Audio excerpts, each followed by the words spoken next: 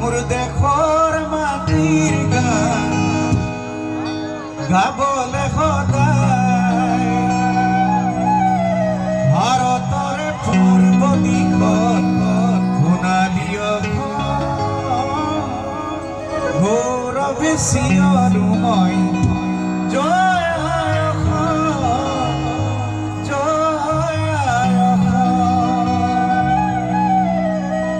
জয় আই অসম, জয় আই অসম। অসমৰ খিলঞ্জীয়া তথা অসমীয়া মানুহ হিচাপে আপোনালোকেও মোৰ কণ্ঠৰ লগে লগে এবাৰ কৈ দিয়ক ৰাইজ জয়